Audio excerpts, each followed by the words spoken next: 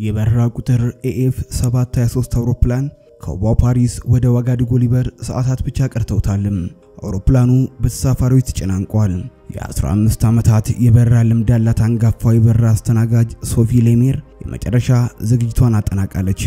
የቢዝነሱ ክፍል መቀመጫዎች ወደ አንድ ዓለም አቀፍ የኢኮኖሚ ጉባኤ በሚያቀኑ ሀብታምና ሹማምን ተይዘዋል። ሁሉም ነገር በሰላም የሚጠናቀቅ ይመስል ነበር። ግን መቼም ቢሆን ህይወት እንደታሰበው አትሆንም። ድንገት ከየት መጣ ያልተባለ ችግር እንደ መብረቅ ወረደ። እጅግ የተከበረ የተባለ ተሳፋሪ በአስቸኳይ የመጀመሪያ ክፍል መቀመጫን ፈለጉ ተሰማ። ነገር ግን ሁሉም መቀመጫዎች ተይዘዋል። አንድም ክፍት ቦታ አልነበረም።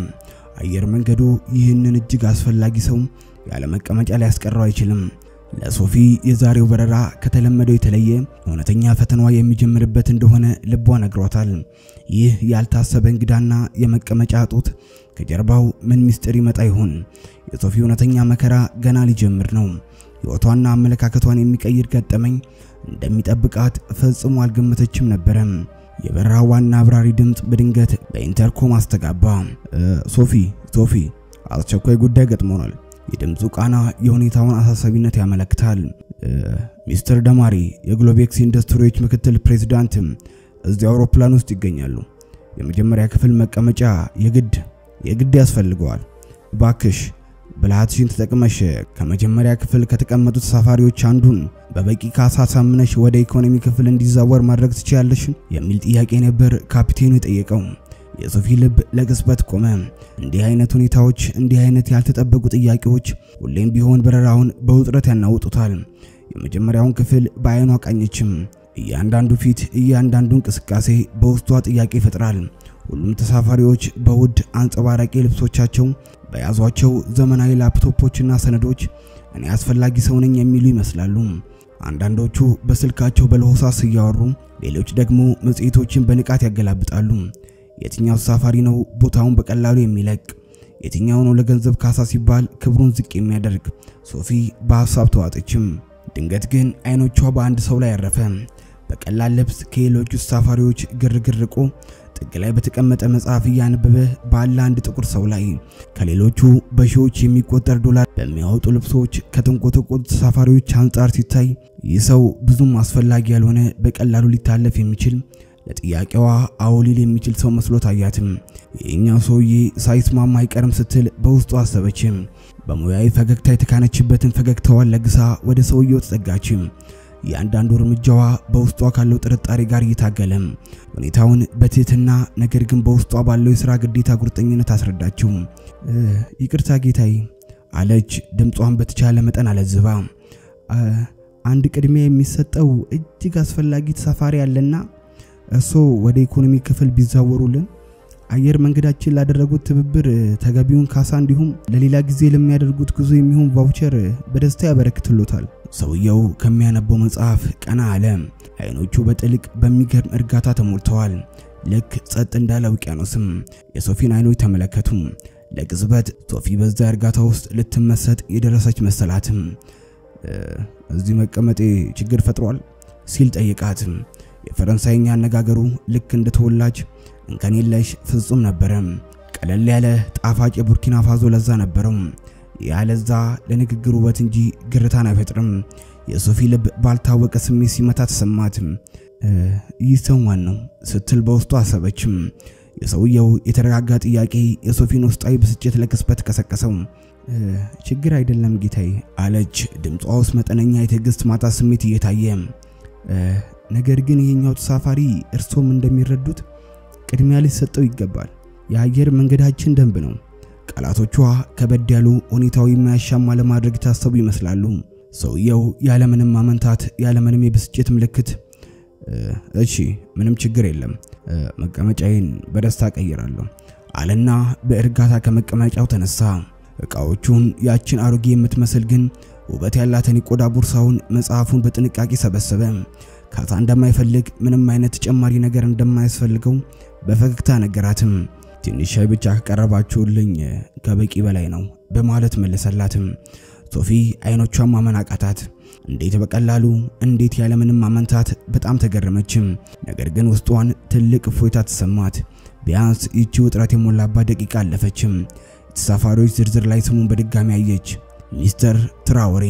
በረራው ተጀመረ። ከፓሪስ ሰማይ ከተለዩ ከ2 ሰዓታት በላይ ያለፈው አውሮፕላኑ በሰላም በደመናው ላይ የተንሳፈፈ ነው። ሶፊ በቢዝነስ ክፍል ምግብና መጠጥ እያቀረበች የተለመደ ስራዋን በወጉ አከናወነችም። ድንገት ባልደረባዋ ሚና ፊቷ በድንጋጤ ተለውጦ ወደሷ እየተጣደፈች መጣች። ሶፊ አለች በሹክሹክታ። ድምጿ በድንጋጤ ተንቀጠቀጠ። ቅድም ከቢዝነስ ክፍል ያንቀሳቀስሽው ሰው ማን እንደሆነ ታውቂያለሽ?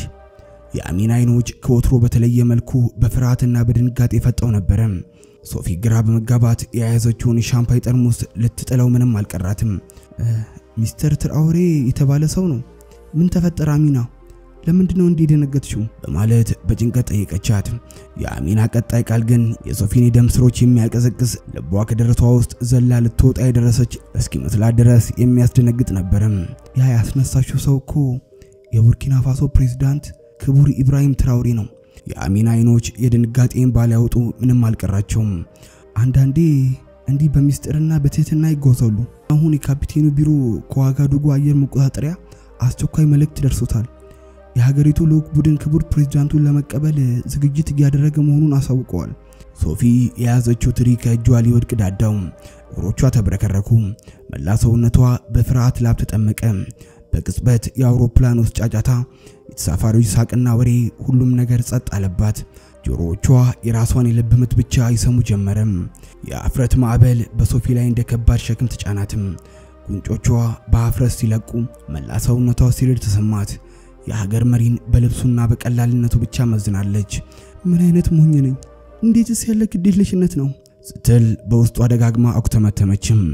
በዚያ ቅጽበት አውሮፕላኑ በመጠኑ ተናወጠ። የሰማዩ አካል የሶፊን ውስጣዊ ነውጥ የተረዳ ይመስል ነበር። ይህ ትንሽ ነውጥ ግን ለሶፊ ያልጠበቀችውን እድል ሰጣት። ልቧ በአፍረት እየመታ እግሮቿ የተንቀጠቀጡ ወደ ፕሬዝዳንት ትራውሬ መቀመጫ መራችም።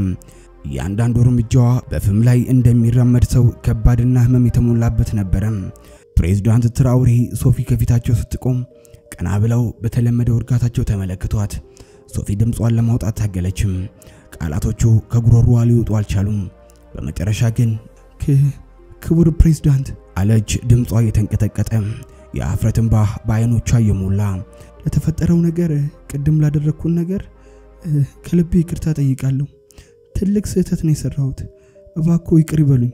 ፕሬዝዳንት ትራውሬ ግን በሚያስገርም ሁኔታ በረጋ መንፈስ ፈገግ አሉ።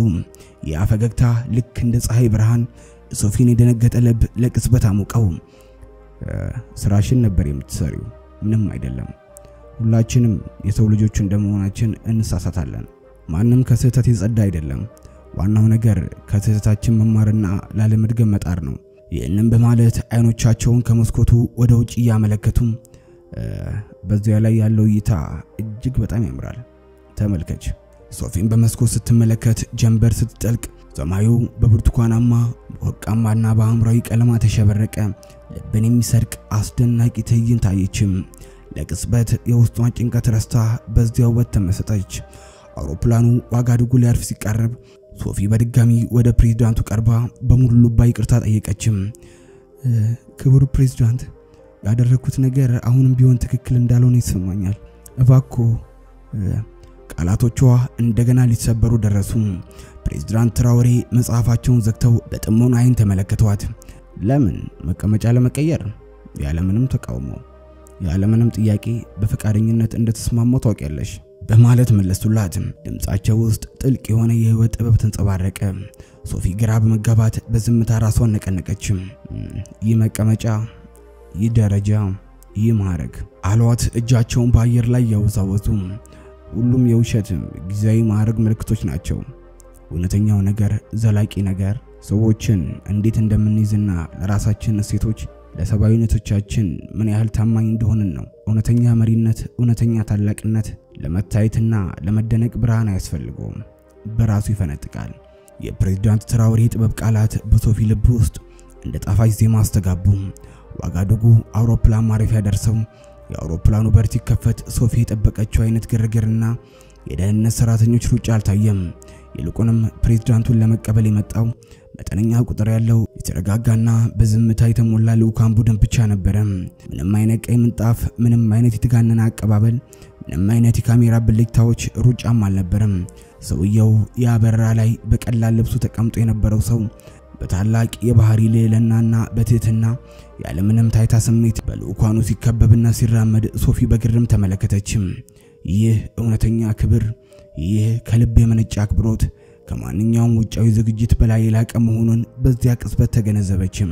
ሶፊ የልቧን ትርታ ያዳመጠች የማስታወሻ ደብተሯን ገልጣ መጻፍ ጀመረችም።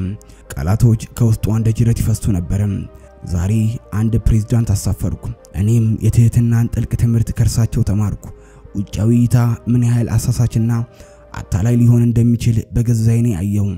ይህ እውነተኛ ታላቅነት፣ እውነተኛ ክብር በቀላልና ተራ በሚመስሉ ነገሮች ውስጥ እንደሚገኝ ተረዳው።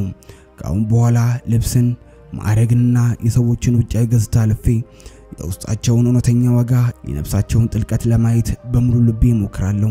እያንዳንዱ ቃል ከልቧ የመነጨ የጸጸትና የአዲስ መነቃቃት ስሜት ያንጸባርቃል።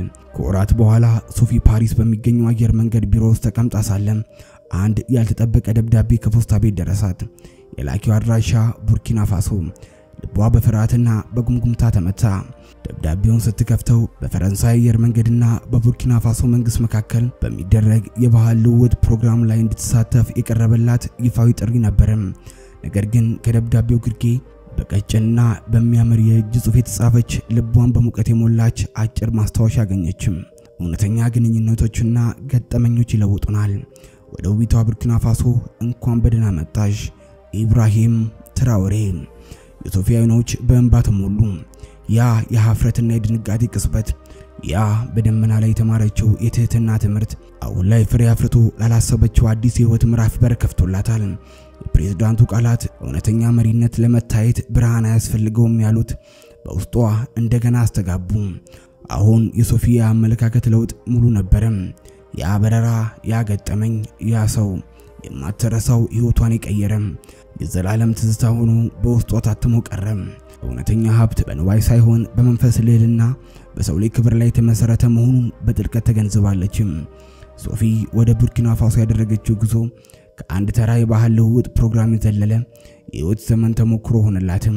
በዚያች ምድር የፕሬዝዳንት ትራኦሬን ቃላት እውነተኛነት በገዛ አይኗ አየች። የህዝቡ ቅንነት፣ የመንፈሳቸውን ጥንካሬ፣ በችግር ውስጥ ቢሆንም የማይጠፋው የክብራቸው ብርሃን ተመለከተች። እውነተኛ ሀብት በቁሳዊ ነገሮች ብዛት ሳይሆን በሰው ልጅ ግንኙነት፣ በመከባበርና በመተሳሰብ ውስጥ እንደሚገኝ በጥልቀት ተረዳች። ያ በረራ ላይ የተከሰተው አጋጣሚ፣ ያ የሀፍረት ስሜት አሁን ወደ ጥልቅ የአክብሮትና የማስተዋል ስሜት ተለውጧል። ሶፊ ካሁን በኋላ በበረራ አስተናጋጅነት ስራዋ ላይ ብቻ ሳይሆን በዕለት ተዕለት ህይወቱም ሰዎችን የምትመለከትበትን መንገድ ቀየረም። የሰዎችን ውጫዊ ገጽታ፣ ማዕረጋቸውን ወይም የሀብታቸውን መጠን ከመገምገም ይልቅ ውስጣቸውን እውነተኛ ማንነት ለማወቅ መጣር ጀመረችም።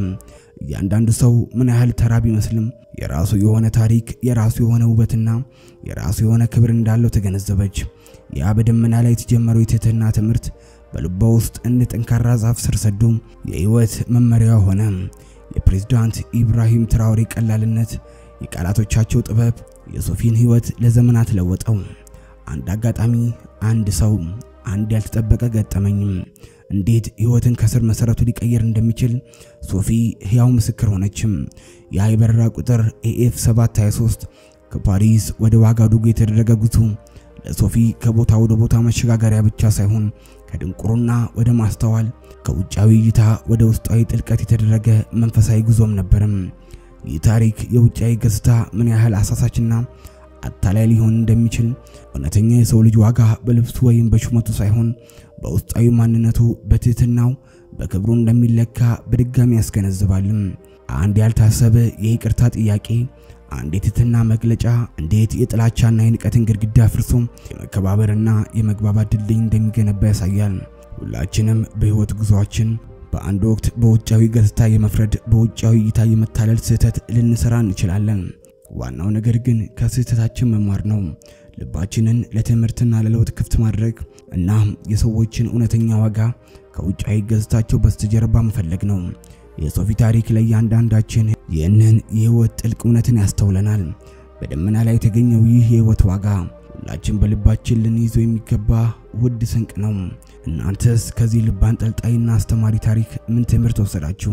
በህይወታችሁ ውስጥ በውጫዊ ገጽታ ብቻ ተመዝነው ያሳፍሯችሁ ወይም ያስገረሟችሁ አጋጣሚዎች ካሉ ኮሜንት ላይ ጻፉልን። መጽሐፍን በሽፋኑ አትፍረዱ። ዛሬ በዚህ ያበቃን። በቸር ያቆየን።